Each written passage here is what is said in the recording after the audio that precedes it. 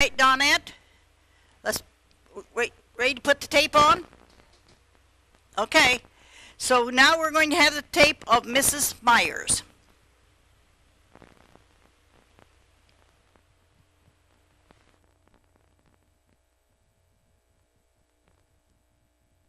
Iowa. Christvision is solely supported and operated by our viewers. Please share the message of Christ through this unique ministry by phoning the telephone number on your screen now. Christvision, spanning the Mississippi with the good news of God's love. Now let's return to more good news on Christvision.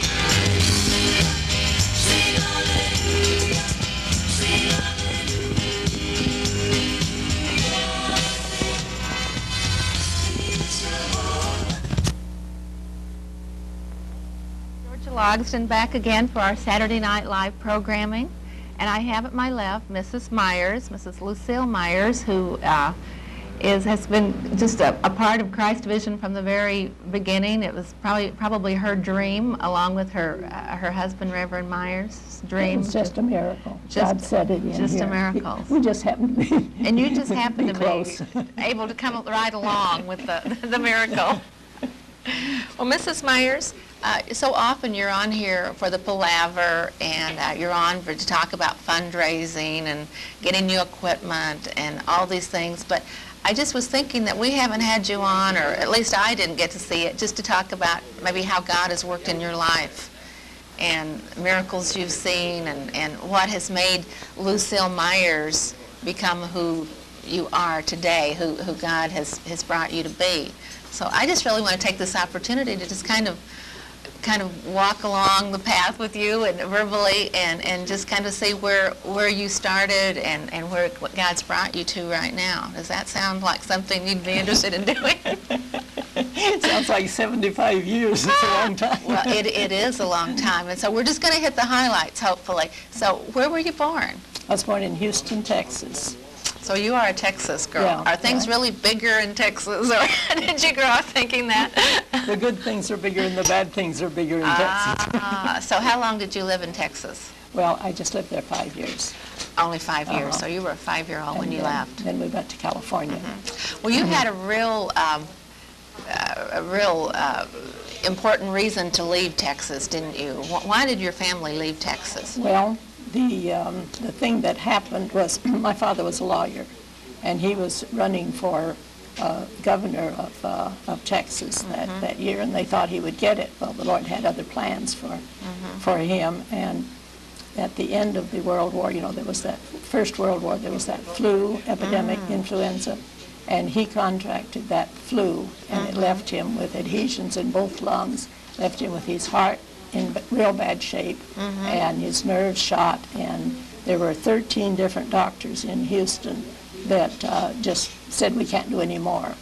And so everyone said it was just to get rid of him. They said, if you go to California, then maybe the climate out there will make you better. Would help. So they sent him out he went on a stretcher, on a bed made down, all the way to California, to Pasadena, California. Did he go by train? Yes, or by train? and nobody ever expected to see him alive again because he was just that bad. And his doctor couldn't do anything for him, and so he finally said, Mr. Good, if you got anything else that you know to do, says do it, because this is as much as I can do for you. Now this was the doctor in California. The California doctor. Also said, and didn't you say, isn't it true that your mother's family were medical people, yes, were in medicine? my grandfather was a doctor. The boys all became doctors, and the girls all married doctors, except my your mother. Sisters. Oh, my aunts and uncles. Yeah. Were all, and so your father really had access to the best medical care in 13 different doctors Houston. in Houston. But when the doctor out there, my father always said he thought that he meant be prayed for. He didn't say it. He said, if you can think of anything else, but he always said he thought that. There was a man at that time that had been a doctor, Dr. Finus Yoakum. Finus Yoakum. Finus Yoakum. And he had been in, I think it was in Wisconsin, during the horse and buggy days, and he was in an accident, and a buggy shaft was run through his abdomen. And there were others in the accident, and they thought, well, they could help the others, but they didn't expect to help this Dr. Yoakum, so they just laid him off on the side of the road and worked with the others. But Dr. Yoakum prayed, and the Lord healed him. And so through this, his faith was strengthened to the point that he started praying for his medical patients. And then pretty soon he gave up his medical practice and started praying for other people. He thought he could do more good for them praying than maybe just the medical practice. Yes, because at that point. there were real miracles of healing. And he had so much faith because you see what he'd been through. It was absolutely an impossibility for him to get well. So in his faith, he knew nothing was impossible. So he had quite a bit of money. And he went out to California and established a Pisgah home. It's still being run by another group of people. But he had a big place there. I think maybe there's 30 or 40 rooms. He'd take in homeless people, and then they'd feed them in this big dining hall. But on Sunday afternoon, he built a tabernacle there that seated, I might have seated a couple thousand, and had a sawdust floor. And on Sunday afternoon, he'd pray for the sick. He'd give a teaching, and then he'd pray. And he always prayed the same thing: Lord, make this brother or this sister whole from the top of their head to the sole of his feet. And then the next one, and there were just hundreds of people would come. So my father was a Baptist, and he had thought, well, divine healing was all right, but it was for people that the doctors couldn't help. And I've got the doctors to help me. Well, then he got to the point there where the doctors couldn't help him anymore. And so he went to this meeting one Sunday afternoon, and he was prayed for.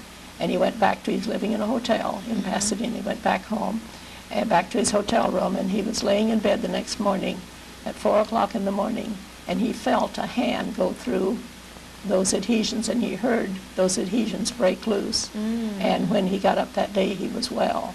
And that was in... So your father then was laying, this Venus, what is his name? Finest Yoakum. Finest Yoakum had laid hands and prayed, let him be healed from the top of his head to the soles of his feet. And then nothing really happened. He didn't feel anything happen then. So he went back to his motel, was in bed, and 4 o'clock in the morning, did you say? He felt this. And he heard just pop. Heard the adhesions break loose. Well, his heart was healed, his nerves were healed, his lungs were healed, and he was a well man. So he went back to Texas, where the family had sort of divided us children among them. There were 4 of us. I was 5, and my brother older, and then I had a little sister, a year and a half. And they had divided us up, and they were going to raise us. And so when he came back and said he was healed to a group of medical people in the family, they said he was crazy. And so they wanted Mother to just let him go back to California, and they would help her raise us without him. Well, she debated it, and then she thought, well, if the California climate can get him well, the California climate can keep him well. And so they moved out to California. And they went into church work, and were in church work. Both of them died here in Keokuk 50 years later. Is that so? So they took you children then to California with them at that time, yes. And so then you worked. Now, what kind of church work did they get involved in? Anything they could do for the Lord. They in this work of the Pisgah work, there was not only the Pisgah home where they had the homeless people, but they had Pisgah Grandie where families went and lived in little cottages, and they had Pisgah farm where they had a farm. They could work too. Yeah, some of the people could work and raise the vegetables that were used in the different places. And they had the Pisgah Ark where unwed girls could go that were going to have a baby. And he had all of this. He spent his money just establishing all of these things. So did your family live there, or you lived somewhere else? We lived somewhere else, but Dad worked. And he worked with that ministry. Worked with them for a number of years. And then he just worked for the Lord. He pastored some. Mostly it was itinerant evangelistic work that he did. and he read the Bible. When he'd get a subject that he wanted to know the answer to, he'd read the Bible all the way through on that subject. Oh, And so he my. read the Bible through probably Many, many times. Many, many times, yeah. Well, for 50 years, from the time he was healed until the time he passed away. Until It he was passed 50 years. away. And didn't you say that your mother was healed also? Yes. Mother had uterine cancer, and 5 doctors said that she had to have an operation.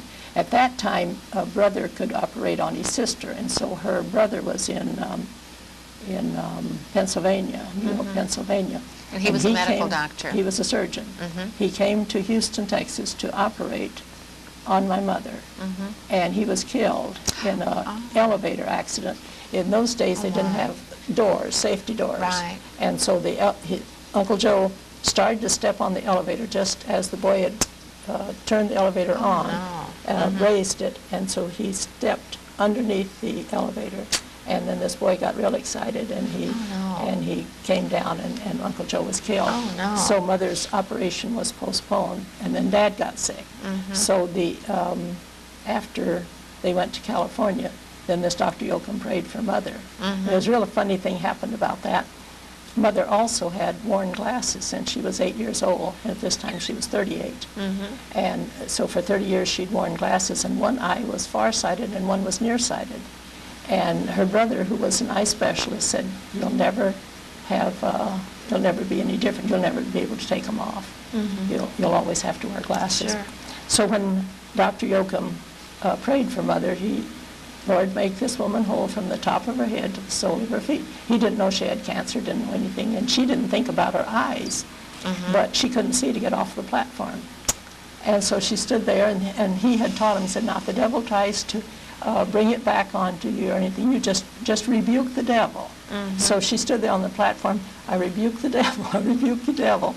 And she couldn't see to get off the platform. And finally she reached up and took her glasses off, and she could see perfectly. Oh, my. And 50 years later, when the day she died, she was with us in our home.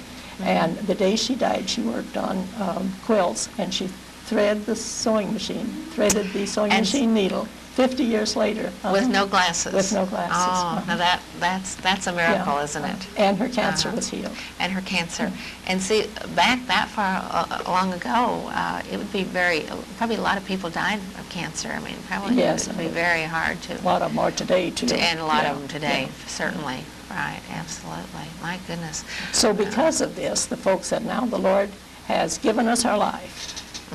And so we're going to turn it over to him. So they did live for the Lord, 100%.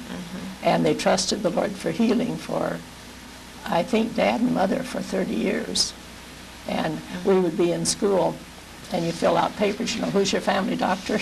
We never had a family doctor. And we never got to stay home from school because of illness. Because? That was a disadvantage. If we were ill, they'd pray for us, and we'd get well and go back to go to school. And then you just keep going.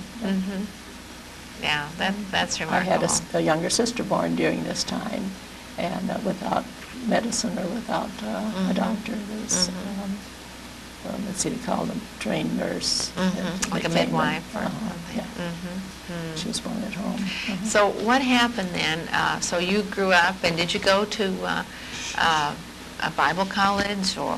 Yes, did after I grew up, I went to LIFE Bible College, and that's where I met Mr. Myers. And where is that? That's in Los Angeles. In Los Angeles, And he was a student there also, Yes. a Foursquare He Bible was college. from Iowa, and I was from California.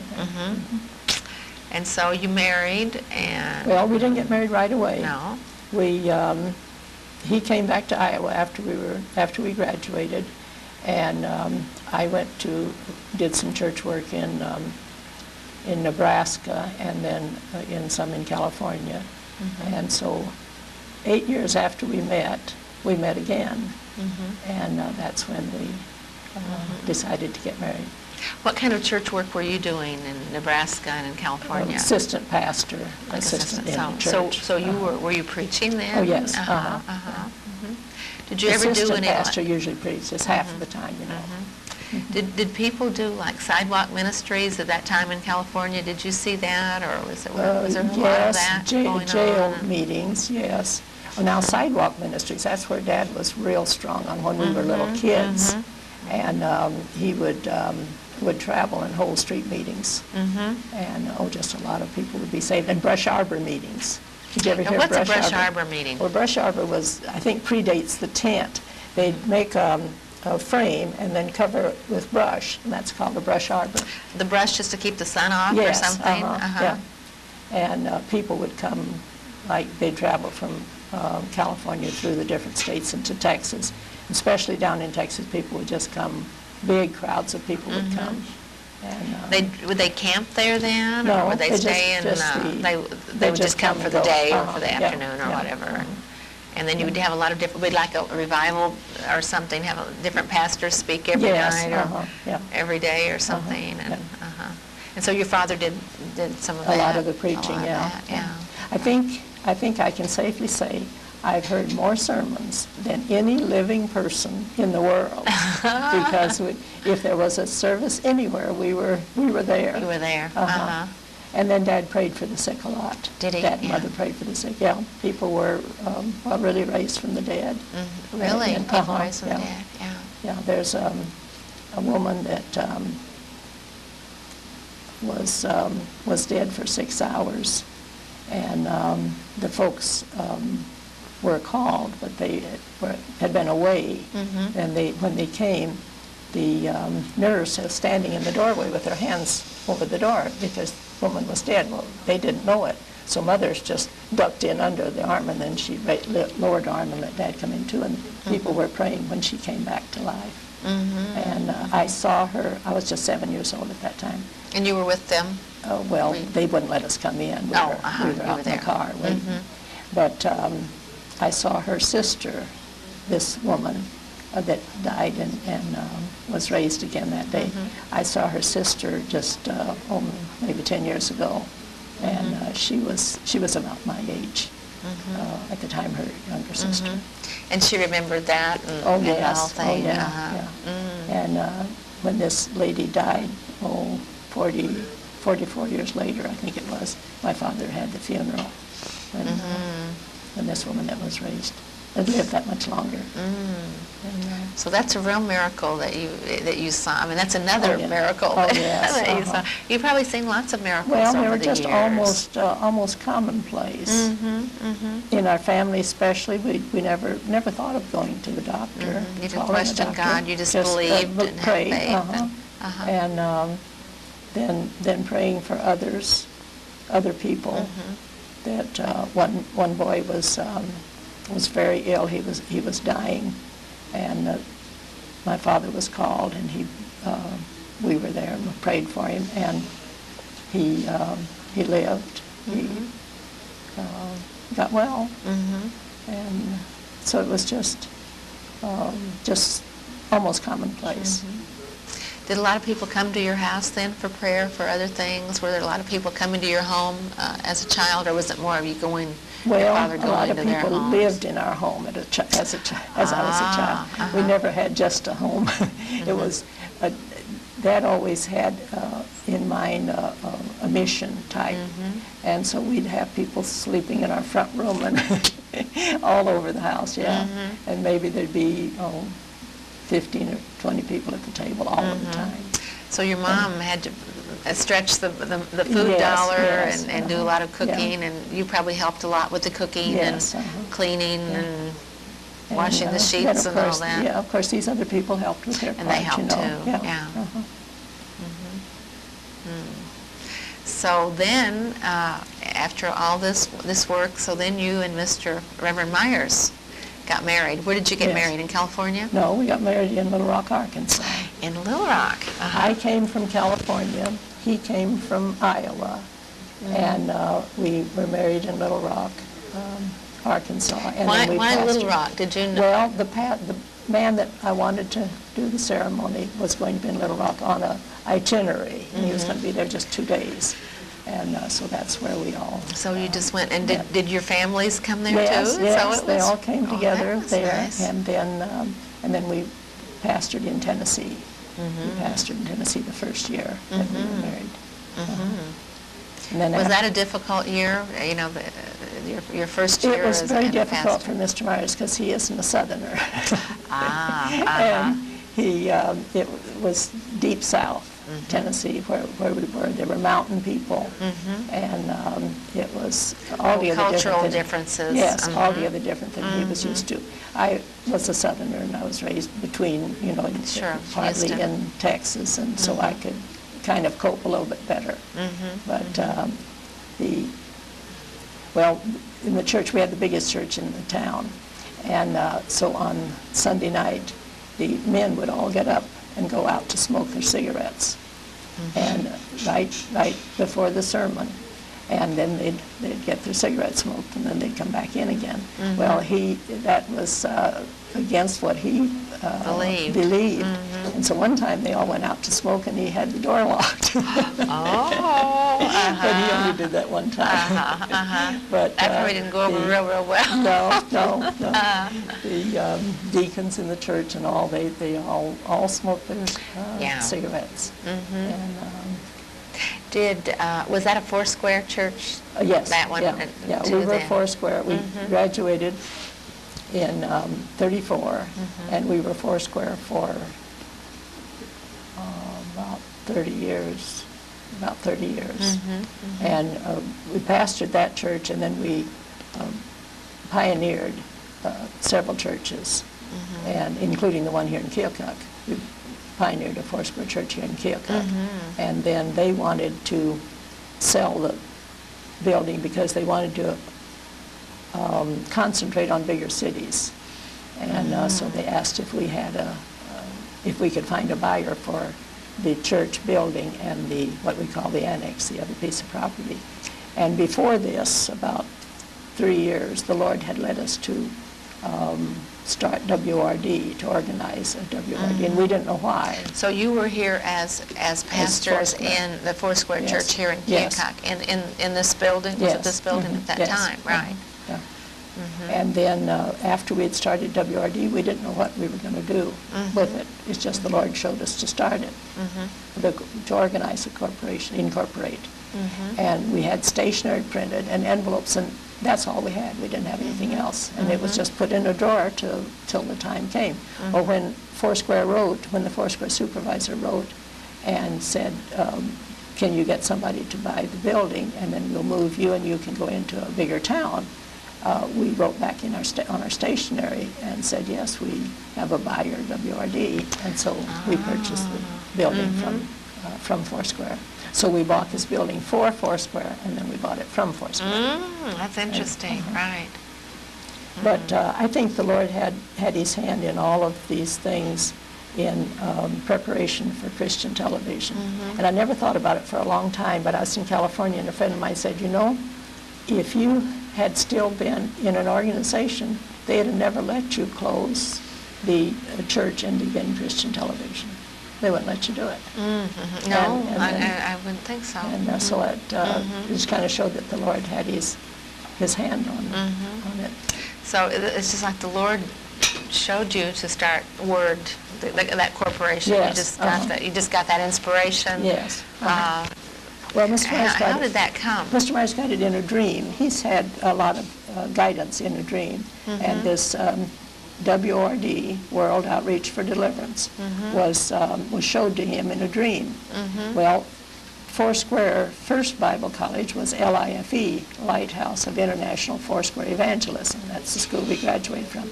And they were established another Bible college in the East. And so we thought, well, the Lord had showed him this for Foursquare. So when the supervisor was here, he said, I have a name for your school. And he told him, well, they weren't interested in it. So then we thought, well, the Lord has something else for it. And was it only one dream? He Yes. dreamed at one time, Just one dream. and Yeah. was obedient to it then, and witness to your spirit Yeah. also that it was right, and that was what God wanted, and he went on. A lot of guidance he has received in a dream. Our move over here, I've told this on Christian television before, but I guess maybe somebody wouldn't have heard it. We were ready to change churches. We had started the church in Newcastle, Indiana, and it was ready to leave. And in most, or at least in Foursquare, you just say, I want to move, and they say, well, okay, there's this place, and this place, and this place, and this place, which, and then, then they switch the pastors. And so they gave us a number of places that we could choose from. But on the bottom of the letter, this letter was all typed real nice, but on the bottom of the letter was just written in pencil. There's also an empty church in Keokuk, I understand. Keokuk, Iowa, I understand. So we made a trip in the summertime, and we went and visited all of these churches. Most of them were in Iowa. One was in Wisconsin. One was in Illinois. And then on our way home, we came through Keokuk and got a room down here at the old Grand Hotel when it was in existence, and this was years ago. And came up and looked at the building, and the woodwork up around the organ was something Mr. Meyers had received in a dream of leading. And so he said, well, that's what I saw in my dream. That's where the Lord wants us to go. So when we made arrangements to buy the church for Foursquare and buy the house, which the Unitarian Was across people the own. street? Yeah. Is it the house you have now? To buy that ourselves. And we said, if we don't get both, we don't want either. But we got both, and so that's when we Well, when did you opened start the printing business? You've done the printing business. Well, in 19 and, what year was it, 60. At that time, we were having rallies in different places, and we had running a youth camp. We would rent Camp Kochi, and all of the independent or non-denominational churches would send their children to camp, and then we'd have rallies. And we needed some kind of an organ to keep everybody in touch with what was going on. And so, and Mr. Meyers got that in a dream too, the coordinator, the name, the coordinator. So we started printing that, and then through that, other people said, well, do our printing, and so. But do you have like printing presses and Yes, all that? And so how did yeah. you learn to do that? Well, we kind of learned on the job. I had done some printing before I was married, and but we kind of learned on the job. The salesmen that come and sell you supplies, they teach you a lot. And so this year, though, or this past year, we ended our printing. You did Yeah, end. yeah. We retired from the printing. And people come still. Somebody came yesterday and wanted some printing done. It's hard to tell people It's no. probably hard not After to you do work it. 30 years to build up a business, then it's hard to tell them that you're not doing it anymore. But it was the time to quit. To stop doing that, right. Well, and then, so it's kind of all history, isn't it? Once what you started in with the television. When did you get the idea for the television? Well, that's a question so many people ask us. We didn't get the idea for television. We got the idea for Layman's Bible College. And we thought that there's so many people want to know the Bible, but they don't, they can't go away to Bible college. But we could have like 2 nights a week or 3 nights a week, and for a period of time and study, a couple subjects or 3 subjects. And so that's what we were going to do. Well, we knew that a town this size couldn't have the quality of professors that you'd need. And so we thought that this videotape, lessons on videotape, and that we'd use that. And so we bought a machine to use it and to do that, and we started looking for the tapes. And they wanted to use them $35 a piece. Well, we were figuring on using about 3 each night, and 3 nights a week, it was going to be real expensive. But we were still looking when a man came that we did printing for, and he lived in Chicago, and he came to see about some printing. And I said, well, look at Mr. Meyers' new toy in there. And he went in and looked at the tape recorder, the VCR, and he said, he says, I like this. And he says, you ought to know a friend of mine. He's got a whole warehouse of Christian tapes, and he doesn't charge anything. He lets people use them free of charge. Well, that's just what we wanted to hear. So this man says, I live in Chicago, and you come and visit me, and I'll take you in to see Dr. Gaislin. And so we went and stayed at his house and visited him, and then he took us in. And Dr. Giesland had these tapes. See, before the satellites, people had to have Christian program on. You couldn't take it off a satellite. You had to play a tape. And so that's what he did. He had a bicycle, and he'd furnish Christian tapes to all these people that were putting Christian programming on television. But he said, you don't want to have a Bible school with just 4 walls and 40 people. Give it to the whole town. So that's where we got the idea. And he sat there in his office, and he picked up a telephone, and he called Cablevision in Keokuk. And he says, I'm going to come down and see about putting some Christian programming on your cable. And he said, do you have a place for it? And of course, he knew they had to. They have to have a public access channel. And they said yes. And so he says, well, I'll send somebody down. Well, they thought, man, in Chicago, it's not going to be much of a bother.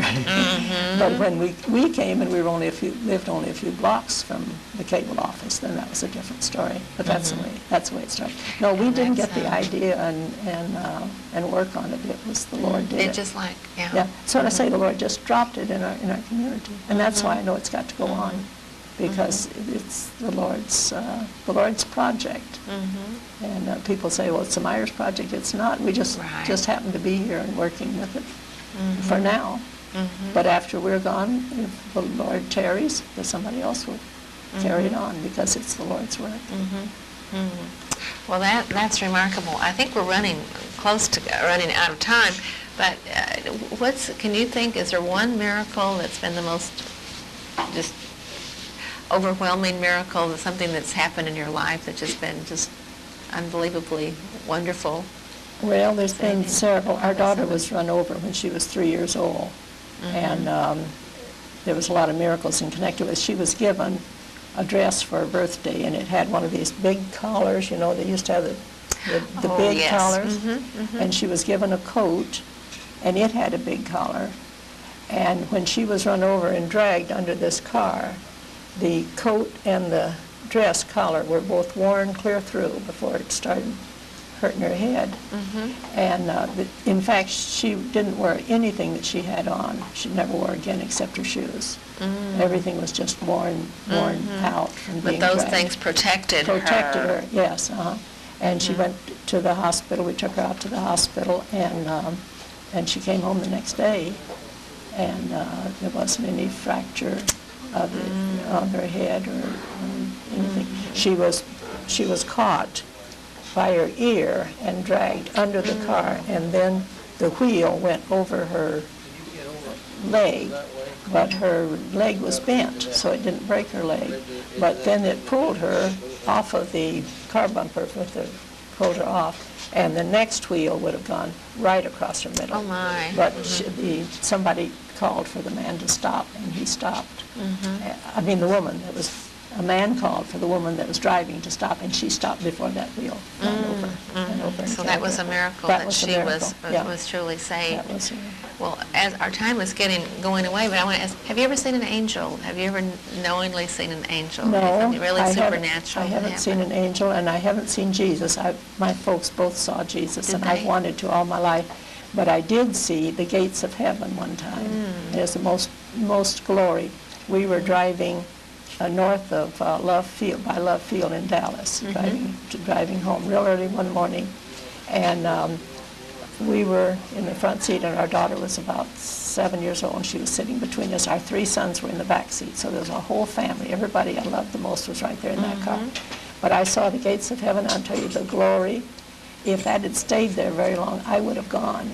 I just would have gone. I had no thought of staying. That doesn't seem like a mother should feel that way, but I had no thought of my husband. I had no thought of any of the children. It was just the glory transcended everything, and I just wanted to go.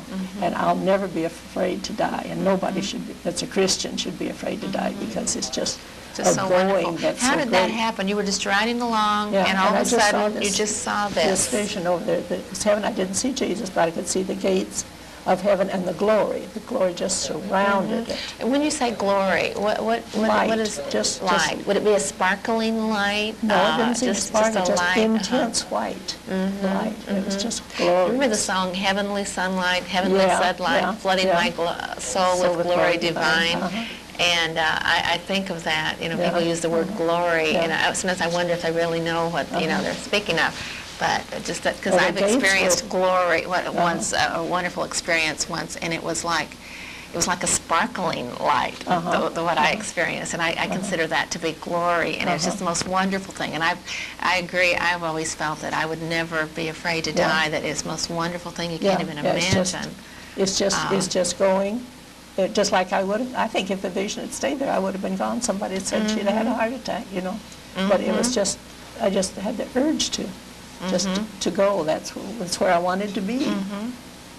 Well, with that wonderful word that heaven was where you wanted to be at that one time, I think we're out of time. Just really appreciate you, Mrs. Meyers, all that you do for Keokuk and for Christvision, you and Reverend Meyers, and thank you so much for sharing with us today.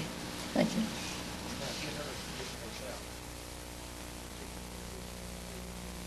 Who is waiting to hear from you. Call now and join a ministry that spans the Mississippi with the good news of Christ's love. Christvision, UHF 60, at Cable Channel 13, Keokuk, Iowa.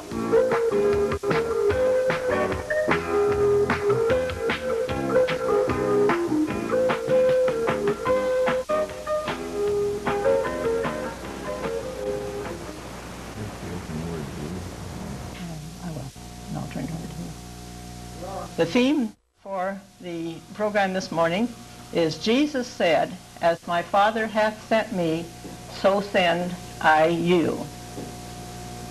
That is the scripture that many of us live by, as Jesus was sent to help people and bring the gospel, bring salvation, so we are sent into the world for the same reason.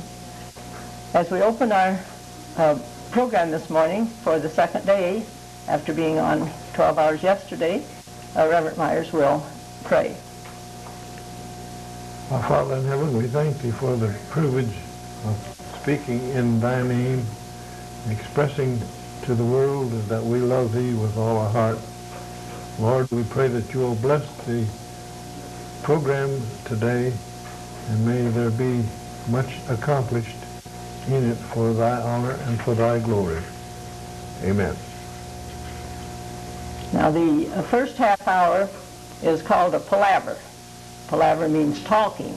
And so I thought, as I was thinking about what we should be talking about this first half hour, I thought there was one thing that Reverend Meyers and I could share that you wouldn't hear from anybody else in the whole wide world. And that is how the Lord has dealt with us and has used us and called us into His work. And so we'll start back with our parents. And so Reverend Meyers will start off with telling how he happened to be in the ministry, what the Lord did for his parents. My parents were what I call very good people. My father was a railroad engineer, and my mother was a good housekeeper. But in all families, there are problems that seem to develop. And I was very lonesome because I was an only child. At the age of 11, the good Lord saw fit to give me a brother. Tell them what you told your mother. Well, my mother had to put up with me, as most parents do have to put up with their children. And I told them that I wanted to move out into the country where we could have dogs and cats and brothers and sisters. So I never did hear any answer as to what they thought when they heard those words. But I can imagine that they thought about the same thing that you would think if your children made mention of the fact that they wanted to move so as to be closer to nature. But anyhow, God did allow us to have an increase in our family, and my brother was 11. I was 11 years older than my brother. That's one part of the story. The other part of the story is when I was converted, I went to a revival meeting sponsored by the Cedar Rapids, Iowa Ministerial Association. The man who was the evangelist, his name was Aldridge. Of course, he's been dead, I suppose, for 50 years or more, almost, anyhow. But his idea was to have a revival in spite of all the difficulties. So the lumber companies in Cedar Rapids, Iowa, loaned the ministers lumber to build a tabernacle in the wintertime. And as the revival went on in the wintertime, you can imagine the snow and ice that melted off of the roof of that tabernacle. Those winters in Cedar Rapids were really cold compared to now, weren't they? In my In those mind, I believe they were. Then, as a result of the